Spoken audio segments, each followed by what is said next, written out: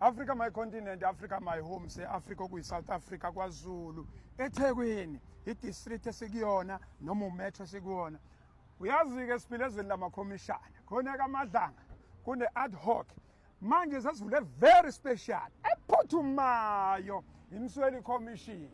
Yenzani na? Ezobheka lapha kwa human settlement. Hayibo, nanti libhubha nommeli mawuye eNanda, mawuye eNtuzuma, mawuya kwaMashu, mawuya leKhetoriji, abantu bayakhala. Sebesikenyiwe abantu. Sitheke kungaze kufika umkhwanazi ugeneral ngoba hey uyayivikela lo yaphuti, hey uyafika.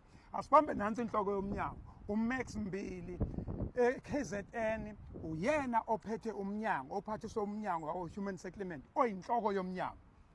Hey ngwenye usuyi-scam yini? Awusithatha usibeke. Nenzani la eSouth Africa? Nenzani kwa human settlement? Namba abantu bekhala. Kwenzekalani lapha? Asibingelele Nongalo. Sibingelele nabantu bakithi abazobuka le commissioner yakho. Bengingazi ukuthi une commissioner. Bekithi kuzogrossa nje. Hayi wasungibamba Nongalo. File commissioner. Yeah. Mhlambe ke Nongalo asiqale ngokuthi kufanele sikhuze umhlola. Yes.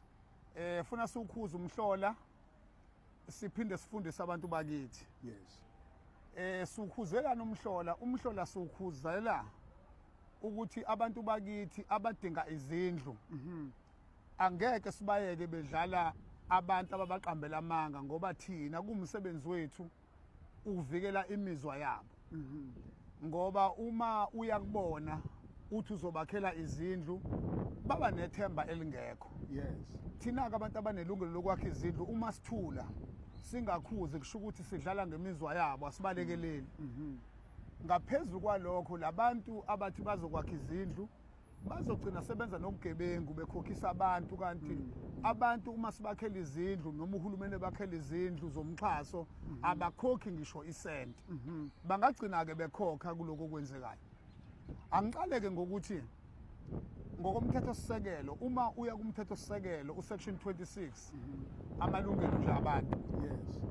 Uma uya lapha ayikho into ekhuluma ngo-human settlements.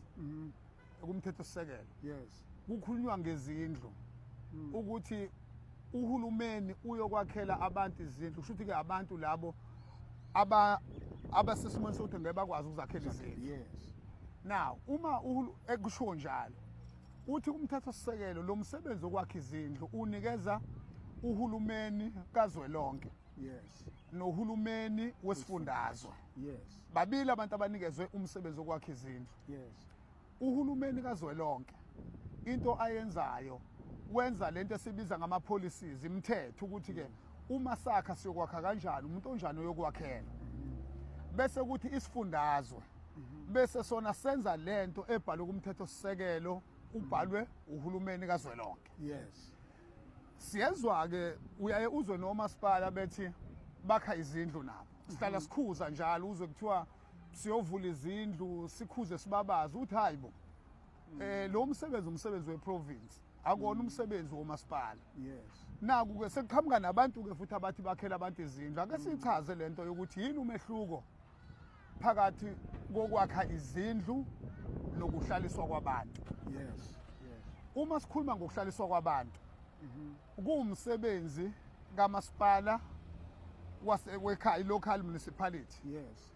Kuba umsebenzi we-district, kuba umsebenzi wama department e-province, kuba umsebenzi ka-national, ukuhlaliswa kwabantu lokho. Yes. Ake sikuchaze kancane ukuthi siqonde ukuthini. Siqonde ukuthi uma sikhuluma ngokuhlaliswa kwabantu, umasipala into okufanele uyenze ukuthi ikhona nendawo yokwakhela abantu. Ukuthi umasipala athi nayo indawo esokwakhela kuyona abantu. Ngokweplan kamasipala. Yes. Uma sethe nayo indawo yokwakhela abantu umasipala fanele acele kwi-province ukuthi ningakwazi ukuthi nibe nemali yokwakhela abantu bethu kule ndawo thina sinawo umhlaba. Yes. Uma ithi province yebo imali khona noma imali izoba khona.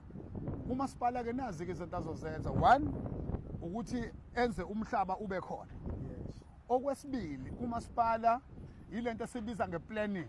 Yes. Ukuthi le ndawo ivumelekile singakha kuyona iplanning umsebenzi kamasipala lo wesibili. Umsebenzi kamasipala wesithathu ukuthi wenze isiqiniseko sokuthi phakathi kwemizi kuba nemigwaqo lento esibiza ngama access roads ngoba ukwakha leyo migwaqo akona umsebenzi ka Department of Transport akona umsebenzi ka SANRAL ukwakha imigwaqo lephakathi kwamizi ama access roads umsebenzi kwa local municipality kamasipala. Bese kuthi umasipala unomsebenzi okufaka ugesi ezindlini.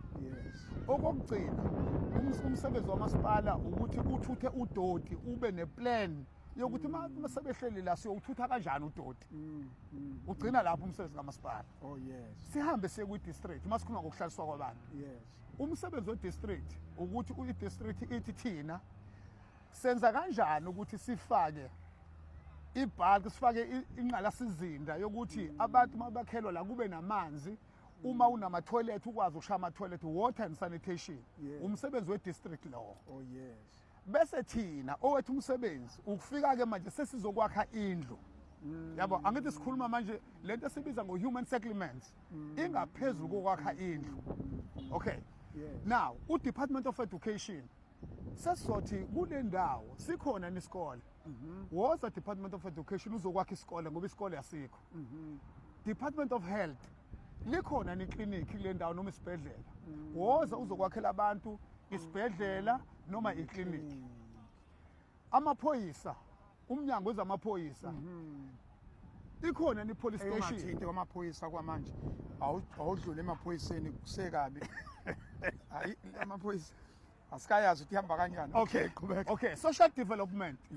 Social development sonke sinemsebenzi sikhuluma lapho ngokuhlaliswa kwabantu. Ukusho ukuhlaliswa kwabantu umsebenzi kahulumeni owethu sonke unational usinika imali wenza nama policies unational. Thina siyaka thina ke singena ngokuthi sihlele ukuthi abantu sizobakhela kanjani izindlu. Okusho ukuthi ukwakha izindlu kuumsebenzi wethu njenge province esunikezwe umthetho sisekelo. Now ngoba ke abantu ke bayathanda ukuduma uyezwa ke nomuntu ke sethi nami ngakha izindlu. Yabo izindlu zakhiwa iprovince ngokumthetho sisekelo. Into enzekayo ke nongalo esizwayo nathi. Sizwa ke kuthiwa kunabantu siyezwa kwamashu kunolayini Catholic kunolayini kunabantu abathi bakhela abantu izindlu noma banemali ukwakhela abantu izindlu. Ake sichazeke lento ukuthi ihamba kanjani.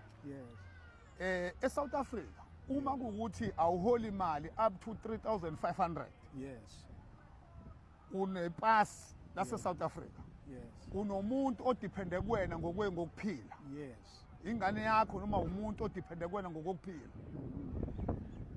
thina siyakwazi ukuthi uzo apply kuthina bese sikwazi ukwakhela indlu yamahala awukhokhe ngisho isent sikwakhela indlu u40 square meter kusho ukuthi ama bedroom awu2 ikhishi nendawo yokudlela sikwakhela kanjalo mahala now bese kuthi uma uhola ngaphezulu kwa 3,500 sithi ke usuhola kakhulu thina asikwazi ukwakhela indlu uma uhola ngaphezulu kwa 3,500 now uthola ukuthi uthi uye bank lithi bank hayi angikwazi ukukunikeza umxhaso ngoba le mali ohola mhlawumbe uhola 3,501 rand yabo angikwazi ukunikeza i-loan angikwazi ukunikeza i-bond wasithi kuhulumeni kunalento esibiza nge-middle income or gap houses labantu sithi bahola kakhulu ukuthi bathole umxhaso mahala bahola kancane ukuthi bathole i-bond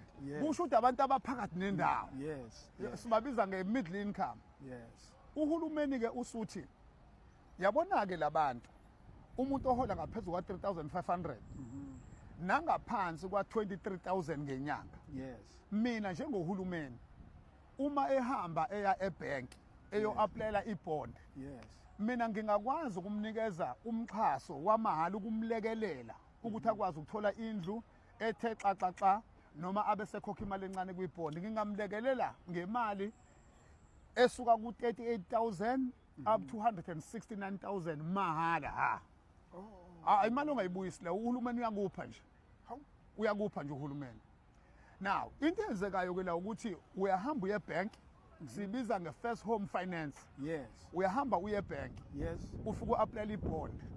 Bathe bank siyaku-approve ukuthi ibond ungayithola.